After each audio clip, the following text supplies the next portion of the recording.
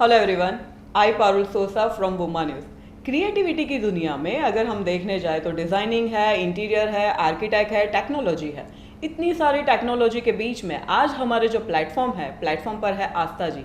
आस्था जी अपनी एक क्रिएटिविटी के साथ हमारे साथ यहाँ पर आया है। सो मैम जानना चाहेंगे आपके बारे में, आपकी क्रिएटिविटी के बारे में और आप क्या काम करते हो अपनी क्रिएटिविटी के साथ। सो हमारे व्यूअर्स को बताइए। Thank you so much, Parul, for inviting me here. Thank My you. name is Astha Singh. I am the founder of Cravicre Studios. I am a photographer and a creative director based out of Surat. So people often ask me that, do you also do wedding photography? But that is a misconception in the industry nowadays that every photographer does everything. But that is not true. I run a creative production studio where we help brands to create high quality content. So when I say content as in product photos, product videos, ad films, brand films, campaign shoots, and any sort of short form and long form content. And till now we have worked with several brands pan India and internationally as well. And we believe in this ideology that we don't want to create for the quantity, we want to create for the quality. Because in today's time when we see the see the social media, Instagram हो गया या कोई भी और social media platform हो गया, it is just flooding with the content like anything. I mean, you come across a reel today and you might never see that particular brand or profile ever again in your life. And because of that, sometimes the brands get lost in that crowd. So we don't want कि हमारे brands जो हम जिनके साथ हम काम करते हैं वो इस क्राउड में खो जाए कहीं, right? So for that what we try to aim is we try to create something that is called impactful storytelling, so that whenever someone come across a piece of work or a content, so they can resonate with it, they can remember it through the story we tell, maybe through the concept we depict, or just by the colors.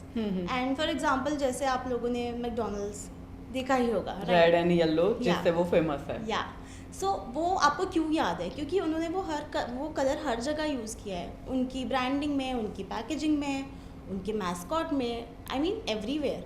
So this is called impactful storytelling and that is what we are aiming to do. Great. मतलब इतने सारे brand के साथ आपने काम किया है, तो मानिए कि जब आप उनके साथ काम करते हो तो आपकी जो जर्नी उनके साथ रही होगी चैलेंजेस के साथ, तो उसको आपने कैसे हैंडल किया है? ओके, सो चैलेंजेस, सो सबसे बड़ा चैलेंज मेरे लिए तो ये था that just to stick by what I am doing, because I come from a family background जहाँ पे everyone has done just job. No one is from business background, no one is from a creative background, and there was a time when I was not having any work, and I was not earning at all actually. And at that time my parents suggested me that why don't you do MBA, why don't you secure a good job. So उस time पे मैं हूँ एक creative person, right? So मैं उस type का काम नहीं कर पाती. बिल्कुल. तो what I did instead, I started creating content on my own. For example, मैं randomly streets पे जाके pictures click करती थी, या फिर लॉकडाउन के टाइम पे I made a documentary from my home only, जहाँ पे मैंने एक pigeon का पूरा life cycle मैंने record किया था. Yeah, so these were the things I started creating and I posted on Instagram, and through that I used to get clients. Great. So basically ये था कि this was the biggest challenge because जहाँ पे एक family support कहीं ना कहीं आपको लेस लगता है, बट या they are also not wrong at their place because they have always seen this thing that every month, because they want के लाइक किड्स जो है वो ग्रोइंग करे विद स्किल्स ऑफ प्रोफेशनल, ना के क्रिएटिविटी. या right. So at that point it's like कि they have this concept कि मंथ के एंड में एक अमाउंट आ जाता है, and that is security. But this was a challenge which I faced and I did this. So yeah, I mean this is the biggest challenge till now. Great.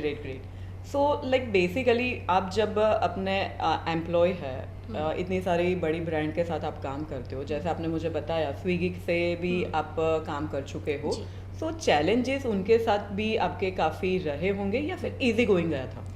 So yes, clients के साथ challenges रहे हैं. सो अगर मैं एक Indian market की बात करूँ तो यहाँ पे क्रिएटिविटी जो है, अब भी लोगों को उस चीज़ में काफ़ी बार लगता है कि इट इज़ ईजी. हाँ, it's not easy. It's not easy Easy. Actually, because जब हम टेक्निकल साइड भी देखें तो इक्विपमेंट्स एंड एवरीथिंग आज के टाइम में इतना कॉस्टली है सब कुछ. हमारा इतना बड़ा इन्वेस्टमेंट होता है उसके अंदर, एंड साथ में हमारा creativity is like, I mean उसका तो मैं कॉस्ट का क्या ही बोलूं. इमेजिनेशन. इमेजिनेशन.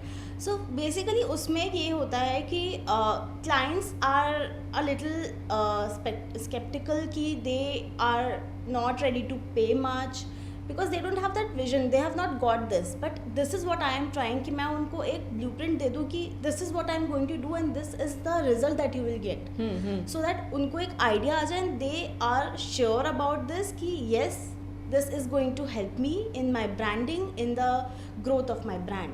ओह ग्रेट ग्रेट Yeah. ग्रेट. अच्छा, अभी आपसे ये पूछना चाहेंगे कि आपके ये जो चैलेंजेस है वर्क पर्पस, तो उसमें कहीं ना कहीं आपकी सक्सेस भी छुपी है. Yeah. और वो सक्सेस से आपने बहुत कुछ सीखा होगा. सो हम भी जानना चाहते हैं कि आपकी जो सक्सेस है, आपने जो लर्न किया है, जो आगे हमारे जो व्यूअर्स आपको देखेंगे तो उनको भी पता चले कि एक सक्सेस के पीछे हमें क्या सीखना पड़ता है और क्या क्या देना पड़ता है. Yeah, so I would say success and learning goes in hand. मेरे हिसाब से तो ये चीज़ है क्योंकि मेरी जर्नी में यही हुआ है. Right. So as I mentioned, when I was in college, I started working, and by the time I was a graduate, I knew how to handle a camera very well. तो उस time के बाद I thought that this is not enough, I should start learning something. So I took a course in Mumbai into photography. Okay. And then वो सीखने के बाद I started taking more and more projects into freelancing and so. But then उसके बाद भी मुझे लगा कि फ्रीलांसिंग का हो तो गया है, but this is not enough, still not enough. So I took a filmmaking course in the Netherlands, and then I got into this ad film and everything. So basically it's like work learning. So basically ऐसे करते करते मैंने step by step चीज़ें build की. उसके बाद after the filmmaking thing I took a job also, internships किए बहुत सारे. And then उसके बाद finally I resigned one day and I started up my own thing. Initially तो मैं घर से ही शूट करती थी. I used to go to the locations, and then उसके बाद one day I decided that ये स्पेस छोटा पड़ रहा है, let's get a studio. So मैंने अपना स्टूडियो लिया and it's been 3 years now. Great.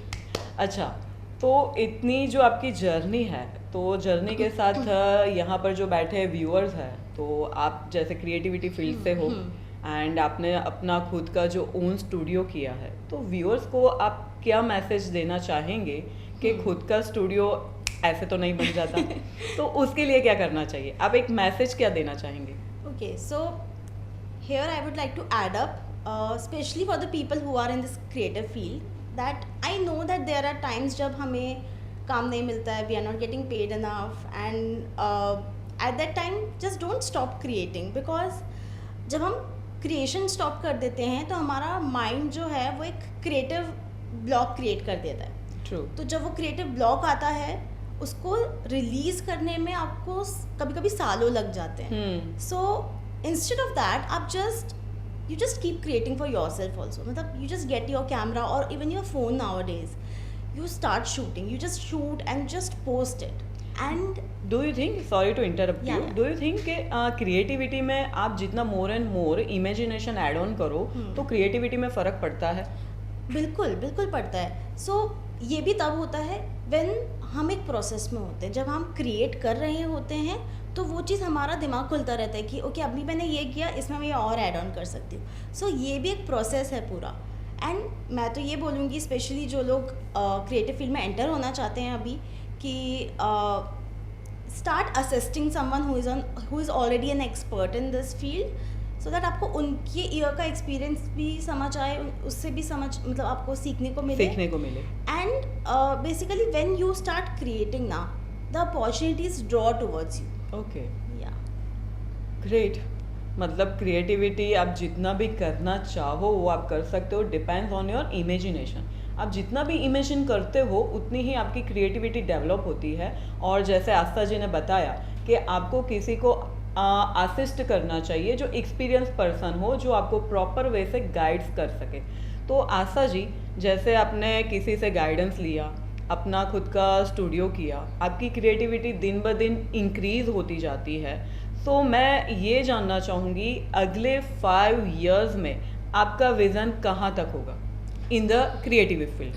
Okay, right. So first of all, एक जो मेरा पर्सनल विजन भी है, दैट इज़ कि I still see myself as a student next 5 years में भी, Oh. बिकॉज मैं कभी लर्निंग नहीं छोड़ना चाहती। Great, great, great. And I always want to bring in more ideas and serve to my clients.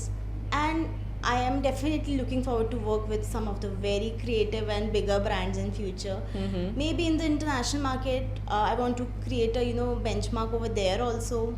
And I see my studio, basically Crevicre Studio, not just as a production studio or production house, but I see it as a brand जहाँ पे लोग आए and they can just trust me for my work and for the ideas we give, or maybe the storytelling we do and the execution of all the ideas. So basically we want to create something impactful, and that will be my motive in next 5 years also. Very true. सीखने की कोई उम्र नहीं होती। जैसे कि आप ये सोच रहे हो कि 5 साल में अगर मेरी क्रिएटिविटी यहाँ तक इनफ हो गई, अभी मुझे आगे सीखना नहीं है और मुझे बाकी लोगों को काम देना है। काम आप दो, लेकिन उसके साथ लर्न भी करते रहो। जितना आप सीखोगे उतनी ही आपकी इमेजिनेशन बढ़ती जाएगी, क्रिएटिविटी बढ़ती जाएगी। ये बात आपकी सुन के बहुत ही अच्छा लगा कि लाइफ में कभी भी दी एंड नहीं होता for the learning and for the vision. आपका vision next to next level पर होता ही रहता है। आस्था जी, आप हमारे प्लेटफॉर्म पर आए, उसके लिए thank you so much. Thank you so much. I Parul Sosa from वुमा न्यूज़ के तरफ से आप यहाँ पर आए, उसके लिए धन्यवाद। Thank you.